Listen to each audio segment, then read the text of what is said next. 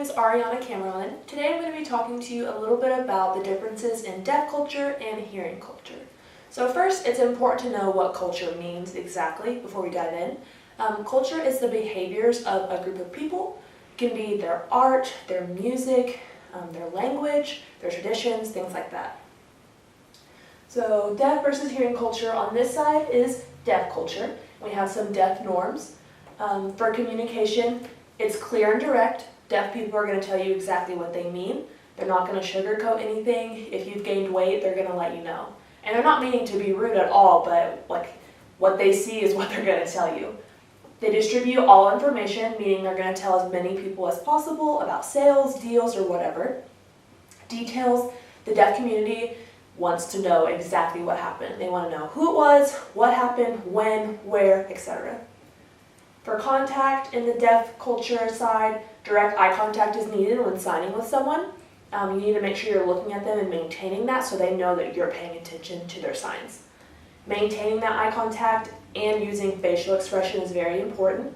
Facial expression can change the complete meaning of a sign that you do. Physical contact is used to grab one's attention. You're not just going to call out to someone that's deaf because they can't hear. So you need to make sure that you tap them on the shoulder or hit something that they would feel the vibrations of it. And that goes right along with senses. Deaf people rely on their senses because they don't have their hearing. They need to use their sight or their smell or their sense of touch to feel things. This is utilizing other senses, flickering the lights, feeling the vibrations as we just talked about. And then on the hearing side, for communication, it's very indirect. Hearing people kind of dance around what we mean, and I put here, that baby is healthy. You wouldn't just say, ooh, that's a fat baby. Like you would just say, oh, that's healthy, where you kind of have to think, what does that mean exactly? Distributing information, hearing people have so much information readily available to them that they don't have to distribute it. They can just call one another because they can hear and be like, hey, there's a deal over here, go get it. It's a little bit different.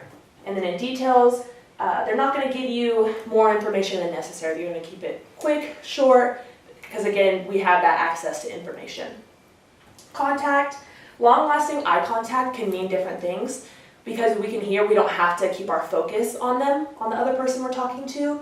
And if you stare too long, someone might misinterpret that as, like, what are you looking at me for? So just be aware of that when talking to a hearing person. And in physical contact, you don't have to use touch or anything to get someone who is hearing's attention. You can just call out to them and they can hear you. And then senses, hearing people don't have to rely on their other senses most of the time because they can rely on their hearing. So you can, again, just call out to people. If, let's say there's something wrong with your car and there's a noise going off, you can just hear it and be like, oh, I need to change the breaker fluid or whatever. And then I just have some cute little cartoons about how to approach deaf people. You know, you don't want to yank them by their hair to get their attention. You just want to tap them lightly on their shoulder.